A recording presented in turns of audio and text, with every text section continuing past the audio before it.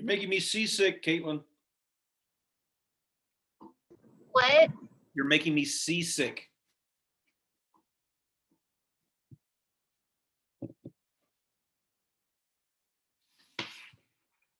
Have you ever been in a wave that big?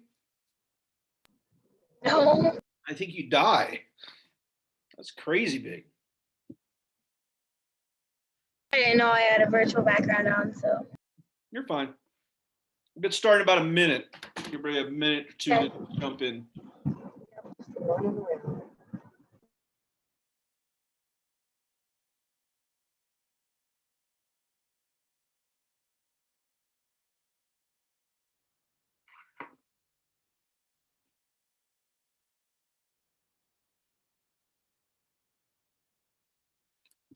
Well, I'm sorry, Eleanor, you only got one day and then you're back to virtual, but after spring break, we'll be back to normal. Bad for her, though.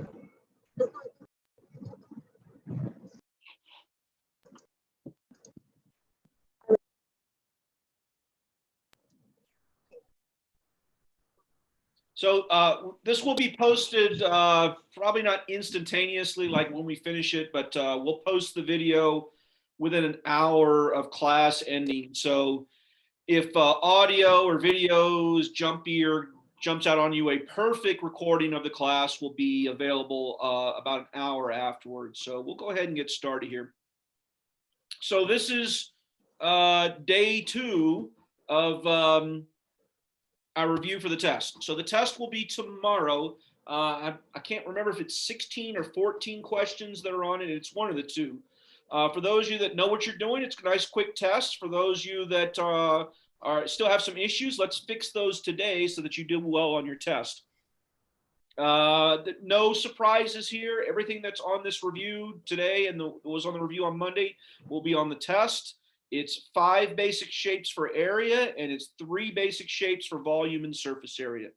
So a total of 11 formulas that we need to have on a resource card. And yes, you may use a calculator because we're learning how to calculate surface area and volume, not how to do a whole bunch of calculations at once by hand. We've already had tests on that. Okay, so I'm going to run through these, I don't know, super quick. Took me the whole class period to get through in period 1. I have no idea how long it'll take me for this one, but we'll see what's going on. So I'll just do it one shape at a time and then ask you questions.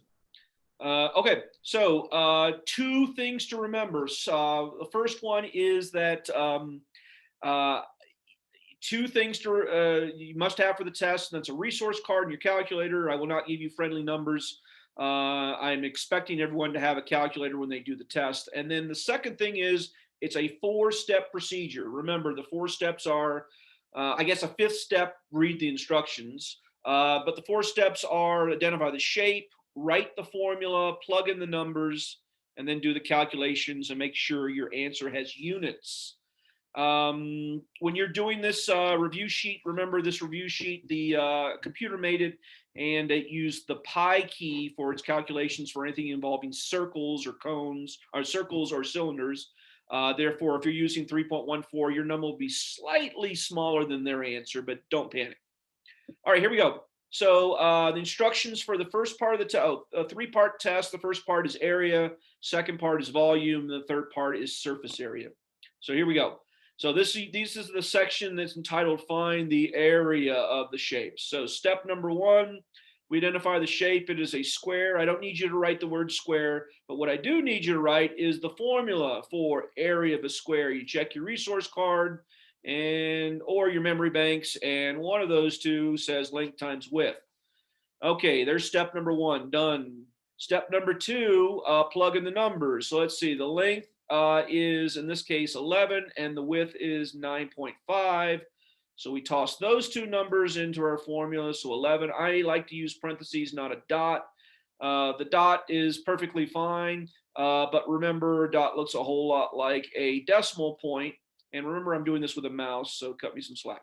All right, so 11 times 9.5. It is a calculator test. So we grab our calculators. When we type this in, we look at the screen before we hit the enter button to make sure that it in fact does say what we want it to say. The calculator is not your friend. It doesn't love you. It will say anything when you hit the enter thing, including the wrong answer. So let's make sure that it is our friend. And we look at the screen to make sure it says 11 times 9.5. Mine does. So I can be confident that the answer is 104. 0.5. Now, this particular question here does not say round to the nearest anything, so I'm just going to write what it says on the calculator screen, which is 104.5. We do need to put units. The units here are M, so meters, and area is square. How many squares fit inside the shape? There are 104.5 squares that fit inside this shape. And do me a favor, circle or put a square around your answer. That'll make my life a little bit easier grading your quiz or grade your test. Which reminds me, so tomorrow when the test pops up, I'll have it live by 7:30 tomorrow morning. You have a choice of either printing the test out and writing those 4 steps on the test, or you can get just a piece of loose leaf paper. You can write the steps and the answers on the loose leaf paper if you don't want to print the test out. Either is fine by me. But please make sure when you take pictures of this that they are legible. Like, you make sure you can read it when you post it. If you can't read it, then I certainly can't read it. And by the way, I'm the one that grades the test, so it's important that I can read it.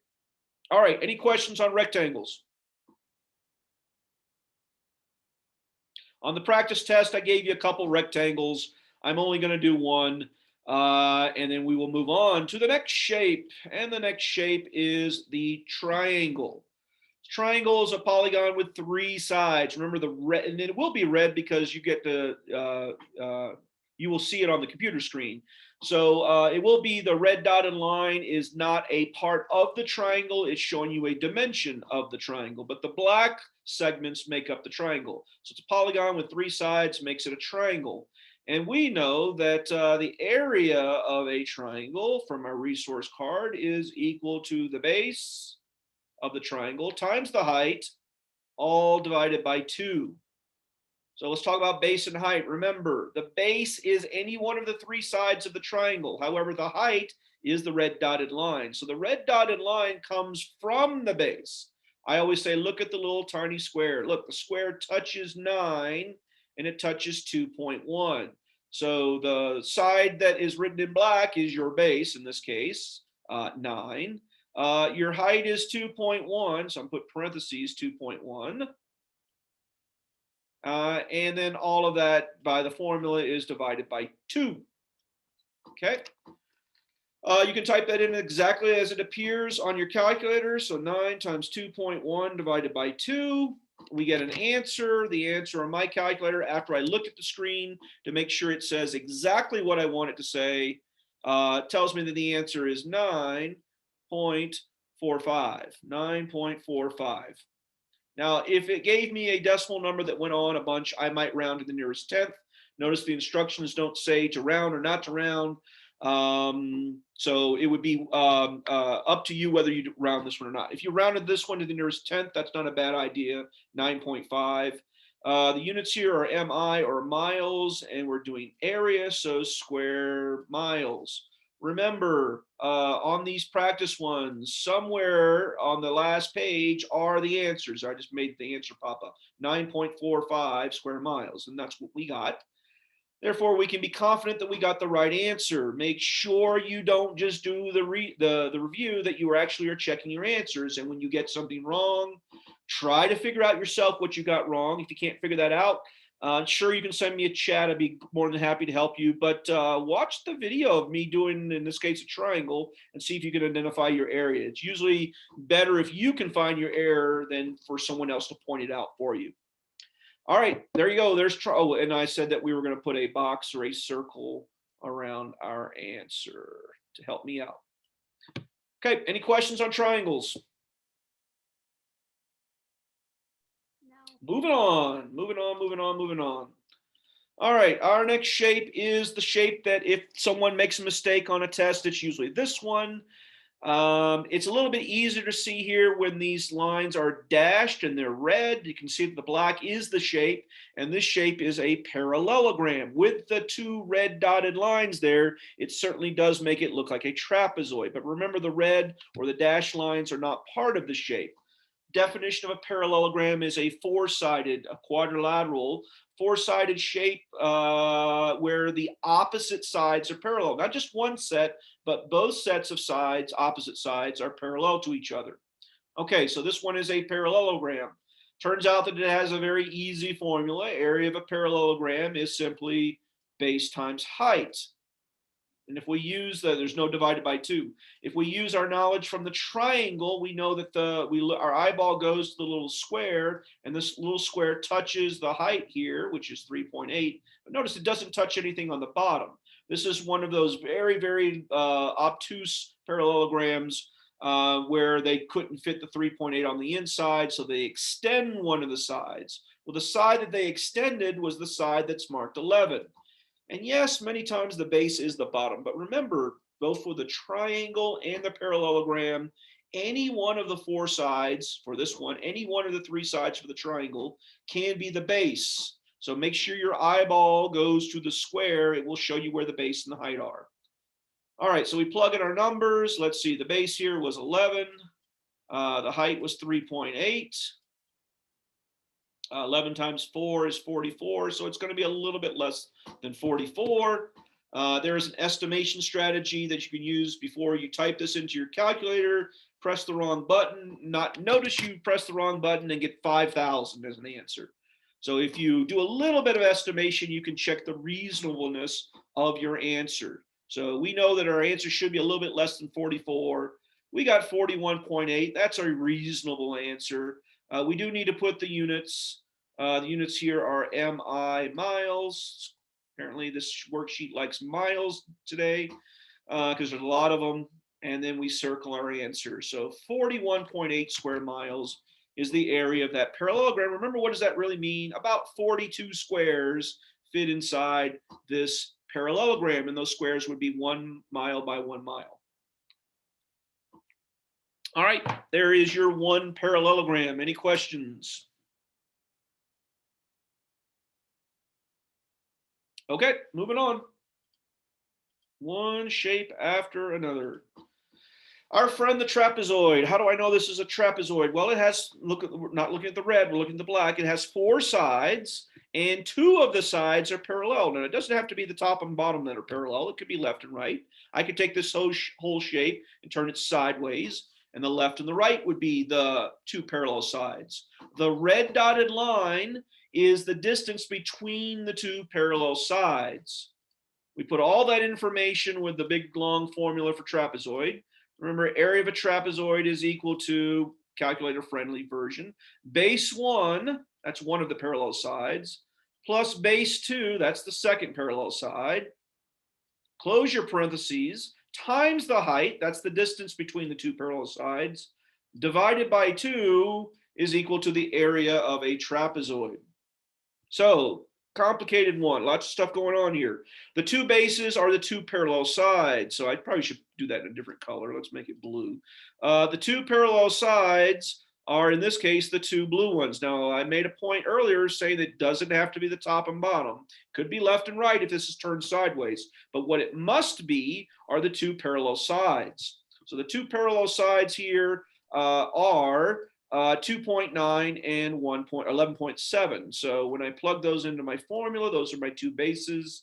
So I get 2.9. Remember, addition is commutative, so it doesn't matter which one comes first or which one is base 1 and which one is base 2. So 2.9 plus 11.7, close your parentheses, times the height. Height is the distance between the 2. That's the red dotted line. That's 3, all divided by 2. Those of you with the scientific or the graphing calculator, you can type this in literally exactly the way it appears. In other words, open parentheses, 2.9 plus 11.7, close your parentheses, times the height, which is 3, all divided by 2. Look at your calculator screen. Make sure you typed it in exactly the way it appears with the parentheses. I forget who it was in the class. Somebody left out their parentheses. And by PEMDAS, then it would multiply 11.7 times 3 first instead of adding the two bases. And we want it to add the two bases first. Okay, so my calculator says the answer is 21.9, and that would be, once again, in miles. And we're doing area, so square. So 21.9 square miles. With a dollar calculator, you got to do PEMDAS all by yourself. That means there's no parentheses. So you need to add 2.9, 11.7 first, hit enter, get that answer, multiply that answer times 3, and then lastly, divide the final answer, or the second to final answer, by 2. As always, make sure that you you flip the paper over, check the back, and make sure that you are in fact getting the same answer that's listed in the back. And notice right here that I in fact did get the same answer, 21.9 square miles. All right, there's our friend the trapezoid. Any questions on trapezoids?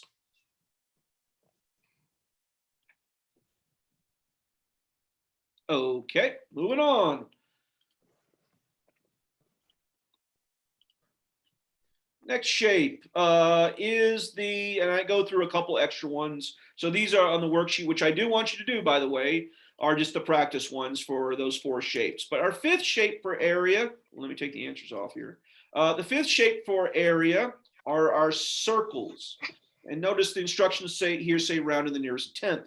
Now remember, the worksheet used the pi key on your calculator to get to the answer, but you certainly can use 3.14. All right, so we know it's a circle. We know that area of a circle is equal to pi r squared is our formula. Once again, don't show up without a resource card. I'd hate for you to miss a simple one like this one because you simply forgot your resource card. Area is equal to pi r squared. We only need one thing, the radius. Remember, the definition of radius is the distance between the center of a circle to any point on the outside of the circle. Or any point on the circle. I said that backwards. Any point on the circle. So there's a point right here on this circle, and it's 11.2 miles away from the center. Okay. Don't confuse that with the other thing for circles, which is diameter. Remember, diameter is the distance all the way across. So you can still do it with a diameter. You just need to take half of the diameter in order to get the radius. All right, throwing those values in. Pi is pi. Radius in this case is 11.2. And remember, when we type in either the pi key or we type in 3.14, we are taking an estimate of pi. Pi is not either the pi key or 3.14. It's just an estimate. So that we change from the equality symbol to the approximate symbol because we're using an approximation for pi. So if I use the pi key, because that's the answer in the back, times that times 11.2, and you guys are all familiar with the square button is by now, I get, and I round it to the nearest 10th, I get 394.1 is what I got. And this is in square miles again. I have no idea why so many of these are miles. That is your answer. Just so you know, if I use 3.14, you can do this if you want to. If you use 3.14 times 11.2 squared, we get 393.9. So a little bit less than this. And that's because the pi key button uses far more digits of pi than just 3.14. But it's still an approximation. All right, there is your 5 shapes for area: the rectangle, the triangle, the parallelogram, the trapezoid, and the circle. Oh, let's just do one with the diameter just so we see it. All right, I'll do one with the diameter just so we can see an example of it. All right, so here's one with the diameter. The only difference here is that you're given 14, and notice the line goes all the way across. We want a radius, and a radius is half of the way. So half of the way would be 7 centimeters. The blue line is not literally a radius. I'd have to go from here to, well, let me do it mathematically correct here. All right, so if I go half of the way, oh, that was a horrible line. I actually do have a line tool here, so we'll make it perfect this time. There we go. There it's nice and pretty. All right, so half of the way would be 7 centimeters. Okay, so 7 centimeters. All right, well, the formula is still the same thing, pi r squared. So area is equal to pi r squared, but in this case, we're using 7, not 14. And by the way, you can't enter in 14, do the calculation, and in the last step divide by 2. You must put in 7 squared instead of 14 squared. So you must put in, that's a horrible 7. You must put in 7 squared. And the reason being is that squaring something makes something it's not times it by 2. So if you wait to divide by 2 at the very end, you are taking half of a very large number when in fact you should have squared a smaller number to start with. All right, so let's see, grabbing my calculator using the pi key, times 7 squared, which is 49, I get, now remember I got to put approximate, I get approximately 153.9, rounding to the nearest tenth. And finally, normal units, centimeters squared. I check my answer, 153.9, and I'm good to go.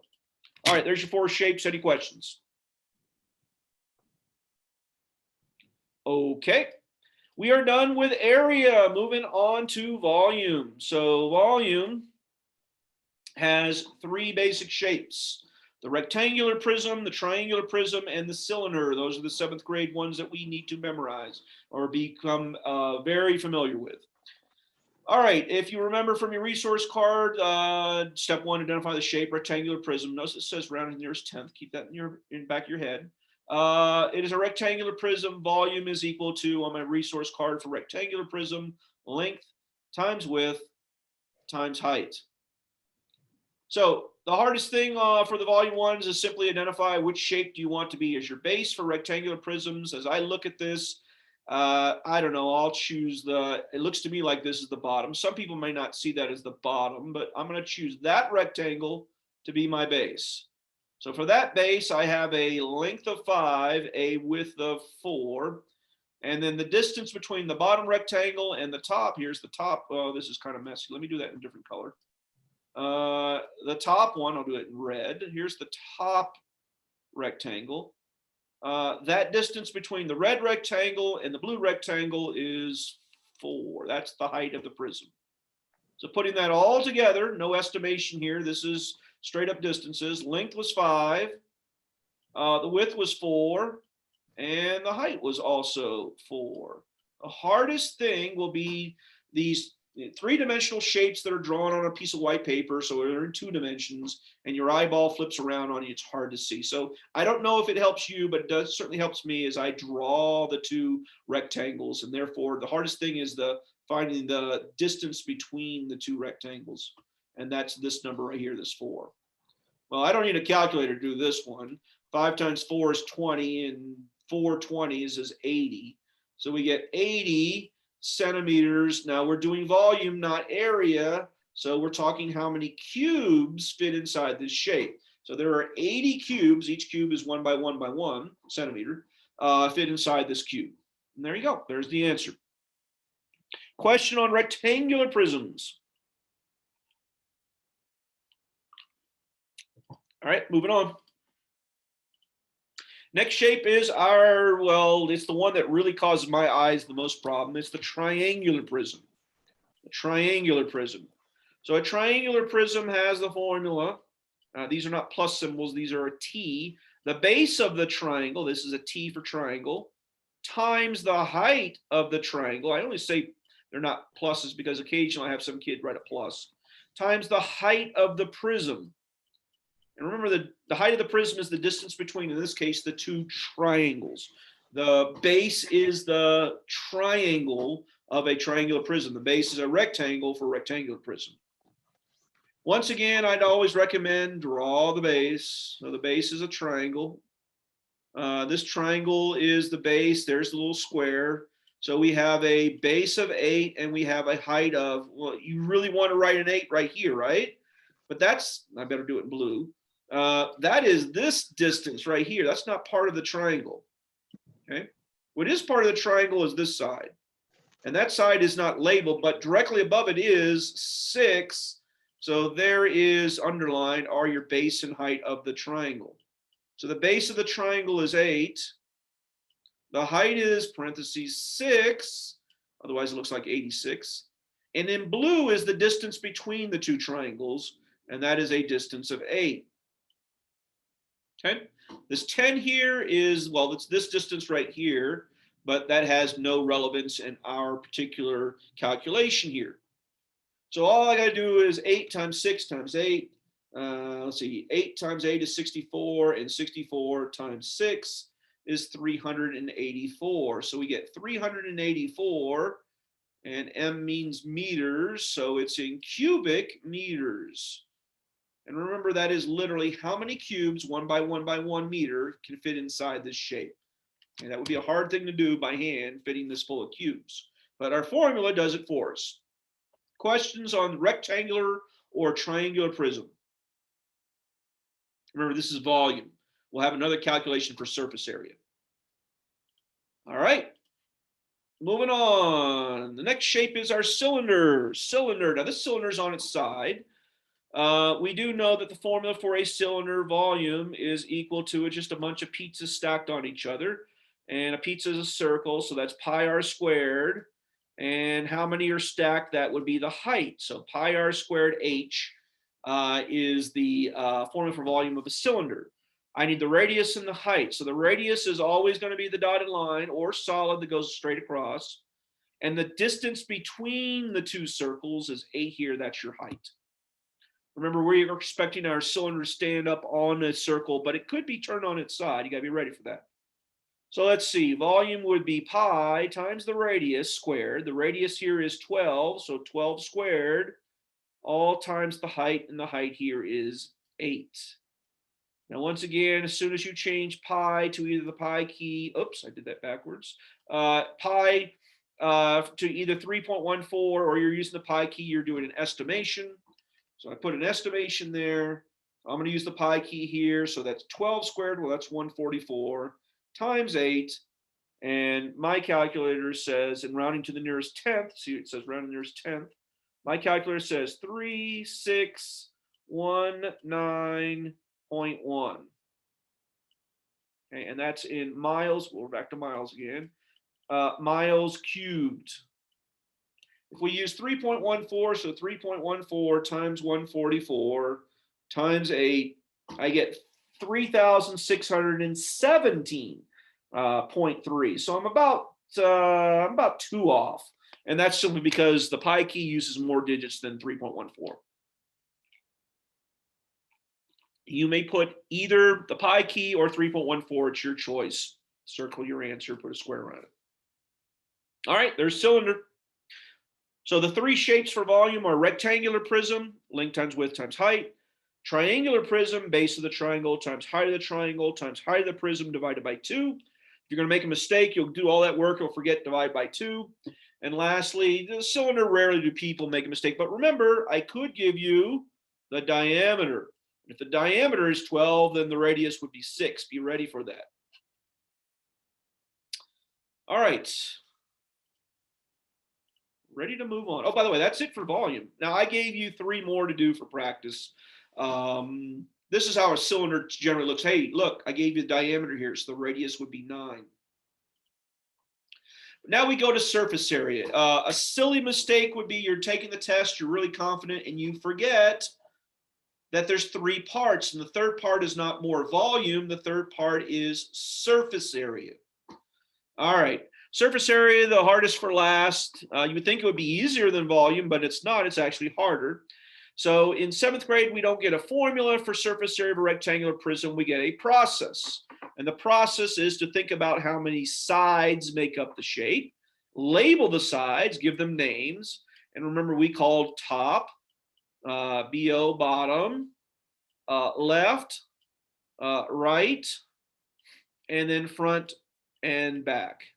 And the only saving grace here is that because it's a rectangular prism, that the top and bottom are the same, the left and right are the same, and the front and back are the same. So it looks like we have to do 6 calculations. We really only have to do 3. And our goal here is to calculate the area of each one of the sides of this rectangular prism and then add them all together. So the top is a rectangle. The formula for a rectangle is length times width. By the way, they're all rectangles. And for the top, okay, maybe we need to outline the top. To my eye, this is the top, maybe not yours, but this is the top for me. And this top has a length of 2 and a width of 7 or vice versa. So 2 times 7, well, I don't need a calculator for that. That's 14. And if the top is 14, well, then the bottom is 14, guaranteed, because it's a rectangular prism. All right, we need to do left and right. So to my eye, in blue is the left rectangle. So in my eye, that's the left rectangle. And that has a, well, what do you want to call it, length or width of 7. Ooh, this one's not listed here, but notice over here it is 3. So it has a length and a width of 7 and 3. So if I put an equal sign right here, remember the left is still a rectangle, so length times width. And we have 7 times 3. Well, I don't need a calculator once again. That's 21. And if the left's 21, well, then the right's 21. So hopefully you're seeing that even though it's a process for the rectangular prism, it's not that big of a deal. Lastly, we have a front and a back. And to my eye, this is the front right here. And that has a length of 2 and a width of 3. So to my eye, that's 2 times 3. Once again, I don't need a calculator. That's 6. And if the front is 6, then guaranteed the back is 6. All right. Finally, to get to your final answer for surface area, you add up all of these numbers together. So you can add up all 6, or you can do some multiplication. You can do 14 times 2 plus 21 times 2 plus 6 times. Just be careful. You know what you're doing. I'm just going to add 14 plus 14 plus 21 plus 21 plus 6 plus 6. I'm going to look at my screen, make sure it says 2 14s, 2 21s, 2 6s. I hit enter, and I get 82. Now, we're not doing volume. We're doing surface area. So the units here are kilometers. And since we're doing surface area, they are squared. So 82 kilometers squared. I checked my answer, and in fact, it is the correct answer. Rectangular prisms are not too bad for surface area. Questions on them? How am I doing on time here? Good to go. However, what is challenging is the next one, and that is, well, I showed you the answer already, that is a triangular prism. So we still do the same process. Now we got to give them names. Now we can have a bunch of arguments about their names. So you go with what you think they are. I'll go with what I think they are. As long as you know the names of the sides and you can identify the sides, we will get the same answer. To my eye, I'll do it in red. To my eye, this is the left side. That's to my eye. That's the left side. So L for left side. That is a triangle, so that's base times height divided by 2. And let's see, the base is, well, we got to have a right angle. There's your right angle. The base would be this side right here, not listed, but I can see over here it's 4. So that would be 4 times the height. That would be this side, not listed, but I can see that's 3. So 4 times 3 divided by 2. That would be 12 divided by 2. I don't need a calculator for that. That is 6. If I'm going to call that the left side, then the other triangle on the other side would be the right side. And only these two sides on a triangular prism are the same. So in other words, it also will be 6. The other 3 rectangles, depending upon the type of triangle, they could all be different. In this case, they are. 2 of them could be the same if it's an isosceles triangle, or if it's an equilateral triangle, then all 3 rectangles are the same. But we got the worst case scenario. All 3 rectangles are different.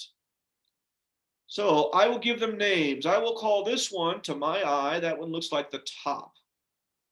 You can make an argument whether even some people might call that the left side. I don't know. But to my eye, that looks like the top. And the top, which is a rectangle, which is length times width. And the top in this case, well, it's pretty easy to see. It's 4 and a 3. That's your length and your width. And that would be 12. Well, if that's the top, then the next side, well, we don't have a bottom, but it would be this side in green. It's a rectangle. It's a horrible rectangle, but you get the idea. That rectangle has a, well, 4 would be right here. This would be 4. And this would be 4. So you notice your eyeball is automatically playing tricks on you because it doesn't look like they're both the same. I'm going to call this one, well, I already called a left and a right, so I can't call this the right. I'm going to call this F for front, right? So my front, which is a rectangle, length times width. And we just saw that the numbers, they certainly don't look like they're both 4, but remember, none of these are drawn to scale. And it turns out they're both 4, so 16. We got one side left. I need another color. We've got red, blue, green. How about pink? It's this side. This is going to get messy. I got too many colors running around. But it's this rectangle all the way in the, I don't know, maybe we call that the back. Okay. So BA or just plain B for back. Well, it's also a rectangle. Can you see the dimensions? Well, it'll be this side, which is 4, and this long side right here, which is 5. So 4 times 5, 4 times 5. Triangular prisms are the hardest ones to do for surface area. 4 times 5, which is 20. All right, let's see if we can add these in our head. 6 and 6 are 12, plus another 12 is 24. Plus 30, plus 16, 24 and 10 is 34, plus 6 is 40, plus another 20 would be 60. So you don't have to do it in your head like I just did, but I was just seeing if you could. We get 60, and that would be 60 feet, and we're doing volume, so feet squared, 50 square feet. I said 50, I meant 60. 60 square feet. Let's check our answer, and yep, we got it right. But look at the big honking mess we made here. There's too many colors. That gives me a headache just looking at it. Okay. So for those of you that can deal with a mess, well, then great. For those of you that can't, maybe a recommendation is you do one side at a time and you erase in between the pieces parts. So do the left side, then erase it, then do the top, erase it. Maybe that helps as well too. The bottom line is it's going to be messy, and take your time. Try to follow the steps. Any questions on triangular prisms for surface area? All right, got about 10 minutes left. 10 minutes left. Here we go. The next one, or I should say the last one, is the cylinder. All right, it was the only one that we actually got a formula for, and the formula for cylinder for surface area, SA surface area. The formula was, well, let's see, it was, remember when we cut this out, we got 2 circles, and the area of one circle is pi r squared, and since we have 2 of them, so it would be 2 pi r squared, those are your 2 circles, and the lateral surface, the side, ended up being a rectangle, where the length was the circumference, that's 2 pi r, and the other side was the height, so that would be h. So there's, why do I have an equal sign right there? I have no idea. And it's supposed to be a plus. Sorry about that. So 2 pi r squared plus 2 pi r h. Notice the only thing we need in this formula are the radius and the height. Radius and height. Clearly this is the radius. Why? Because it doesn't go all the way across. If it went all the way across, it would be a diameter. You'd have to take half of it. But this one only goes halfway. It is a radius. So anywhere there is a radius, I can write 1. Anywhere there's a radius, I can write a 1. The height is the distance between the 2 circles, and that is 3. So anywhere there's an h, we can write a 3. I need to put that in parentheses because it's multiplied. And then the rest is, well, what's there? Let's see. We got a 2 and we got a pi. And I got a 2 and a pi over here as well too. 2 and a pi. And everything has a plus in between them. All right. That's what I could type into my calculator, but we could do much of this by hand. Watch this. 1 squared, that's 1 times 1 is 1. 1 times 2 is 2. So we get 2 pi. I left it in terms of pi here. 2 times 3 is 6, times 1 is still 6. So I get plus 6 pi. Where did I get the 6? 2 times 1 is 2, times 3 is 6. And 2 pi plus 6 pi is 8 pi. We did a whole bunch of this all by hand. Using our estimation strategy here, pi is about 3. 3 times 8 is 24. I better get a number that's slightly bigger than 24. So you can either type this into your calculator or type this, you'll get the same answer. If I type the top one, 2 times pi times 1 squared plus 2 times pi times 1 times 3, or I just type in 8 pi, I get a number that's slightly bigger. Let me do that in red. A number that's slightly bigger than 24. Remember, 8 times 3 is 24. And we do, in fact, get 25. It says round to the nearest tenth. I'm using the pi key here. So I get 25.1. The units are yards, and it's surface area, so yards squared. Let's check our answer. Yep, 25.1. Look at that. Wow, that seems like a whole lot of work, and it was a whole lot of work. I didn't circle my answer. And there you go. All right. Now, there are more problems here, but they are basically those 11 problems. The first 5 are area, rectangle, triangle, parallelogram, trapezoid, and circle. Then I gave you a bunch of volume formulas, but there's only 3 of them. Rectangular prism, triangular prism, and cylinder. And then the same thing for surface area, those 3 shapes. Rectangular prism, triangular prism, and cylinder. So 11 total formulas for this test.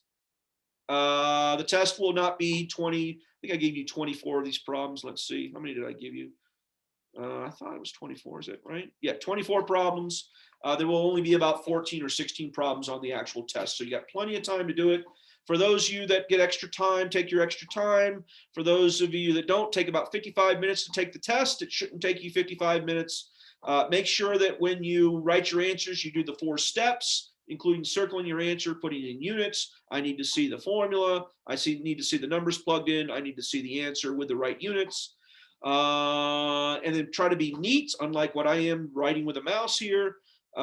Make sure when you take a picture of your test, either your answer sheet or your test itself. Now, when I say answer sheet, I don't mean just the answers.